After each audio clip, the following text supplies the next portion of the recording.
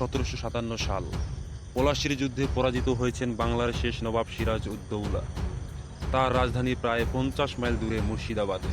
সারা রাত উটের পিঠে চেপে পরের দিন ভোরেই সিরাজউদ্দৌলা ছিলেন রাজধানীতে। মীর জাফর আর রবার্ট ক্লাইভ তখনও পলাশীর প্রান্তরেই রয়েছেন।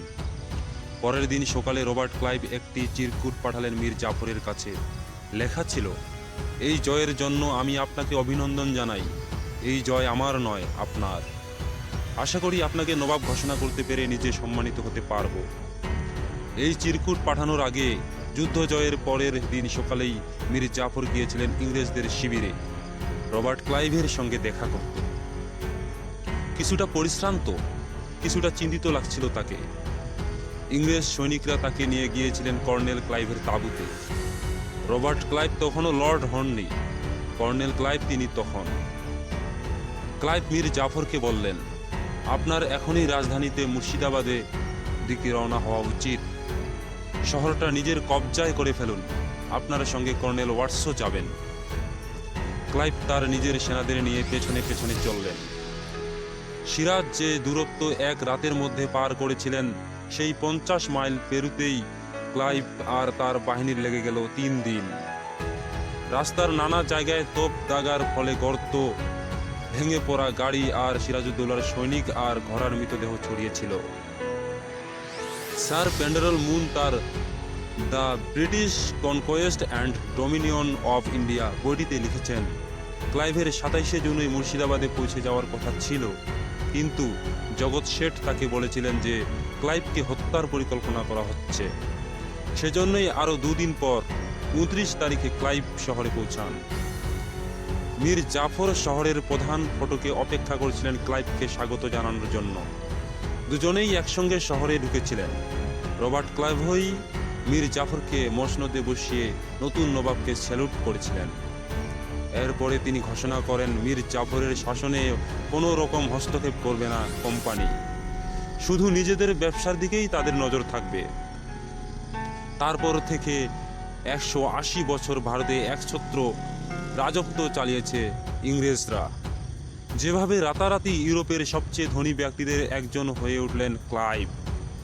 সিরাজউদ্দৌলার রাজকোষ থেকে 5 কোটি টাকা পেয়েছিলেন ক্লাইভ। তার আশা ছিল তিনি আরও বেশি পাবেন। প্রসিদ্ধ ইতিহাসকরা উইলিয়াম ডালরিম্পল তার বই দ্য অ্যানার্কিতে লিখেছেন, এই যুদ্ধ জয়ের জন্য ক্লাইভের পাওনা হয়েছিল 2,84,000 পাউন্ড। এছাড়া জমিদারি মালিক হিসাবে প্রতি বছর 27,000 পাউন্ড পাওয়ার কথা ছিল। যদি এই বিপুল অর্থ তিনি সত্যিই পেতেন, তাহলে মাত্র 33 বছর বয়সী রবার্ট ক্লাইভ হঠাৎই ইউরোপের সবথেকে ধনী ব্যক্তিদের একজন হতে পারতেন। পরের কয়েকটা দিন বেশ দুশ্চিন্তায় কাটিয়েছিলেন ক্লাইভ। তার ভয় ছিল মীর জাফর কোথার খান না তো। তাদের দেখে মনে হতো যেন 2 ক্ষমতাবান গুন্ডা বড়সড় লুটের পরে ভাগাভাগিতে বসেছে। রাত 3টের সময় ছদ্মবেশে পালালেন সিরাজ। যখন লুটের ভাগ পাওয়ার জন্য অপেক্ষা করছেন ক্লাইভ, মীর জাফরের ছেলে মিরান তখন গোটা বাংলায় খুঁজে বেড়াচ্ছেন রাজধানী থেকে পালিয়ে যাওয়া সিরাজউদ্দৌলাকে। সিরাজউদ্দৌলা সাধারণ মানুষের বেশে রাজধানী থেকে বেরিয়ে গেছেন। সঙ্গে আছেন কিছু বিশ্বাসভাজন আত্মীয় স্বজন আর কয়েকজন হিজড়া। রাত 3টের সময় স্ত্রী লুৎফা উন নিসা আর কয়েকজন ঘনিষ্ঠকে ঢাকা দেওয়া গাড়িতে বসানো হলো। সোনা জহরত যতটা সম্ভব নিয়ে প্রাসাদ ছাড়লেন সিরাজ। ইতিহাসবিদ সৈয়দ গুলাম হুসেইন খান লিখেছেন ফার্সি ভাষায় লেখা শিয়ারুল মুতাখিরি বইতে, মুর্শিদাবাদ থেকে প্রথমে ভগবানগোলা গিয়েছিলেন সিরাজ। দিন 2 পরে কয়েকবার বেশভূষা বদল করে পৌঁছিয়েছিলেন রাজমহলের কাছে। 3 দিন ধরে কিছু খাওয়া হয়নি, তাই একটু বিরতি নিয়েছিলেন সবাই। রান্না করা হয়েছিল খিচুড়ি।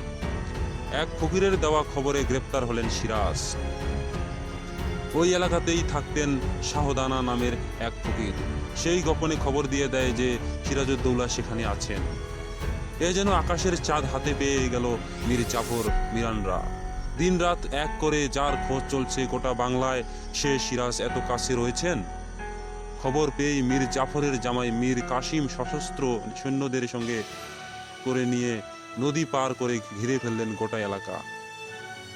সিরাজকে 2রা জুলাই 1757 নিয়ে আসা হলো মুর্শিদাবাদে। রবার্ট ক্লাইভ তখনও সেখানে ছিলেন। সিরাজউদ্দৌলাকে নিয়ে শহরে আসার আগেই ক্লাইভ ফোর্ট উইলিয়ামে কোম্পানির দপ্তরে চিঠি পাঠিয়ে দিয়েছিলেন। লিখেছিলেন, আমি আশা করব মসনদ থেকে সরিয়ে দেওয়া হয়েছে এমন একজন নবাবের প্রতি মীর জাফর সেই শিষ্টাচারটা দেখাবে যা এই পরিস্থিতিতে দেখানো সম্ভব।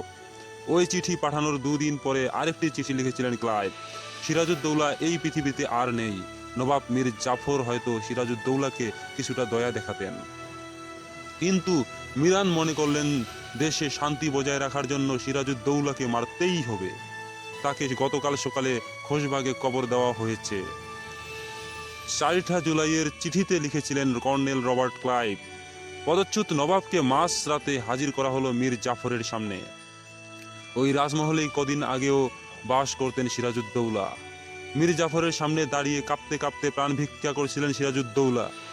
সিপাহীরা মহলের অন্যদিকে নিয়ে গেল সিরাজউদ্দৌলাকে।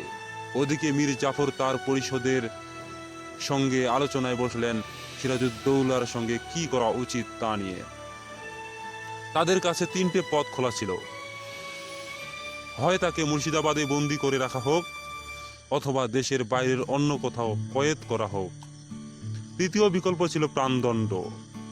অনেকেই চেয়েছিলেন সিরাজকে বন্দি করে রাখতে, কিন্তু মীর জাফরের 17 বছর বয়সী পুত্র মিরান কড়া বিরোধিতা করেছিলেন।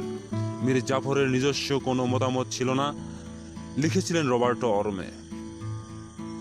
তারপরের ঘটনার বর্ণনা দিয়েছেন ইতিহাসবিদ সুদীপ চক্রবর্তী সম্প্রতি প্রকাশিত তার বই Plassey the battle that changed the course of Indian হিস্ট্রিতে।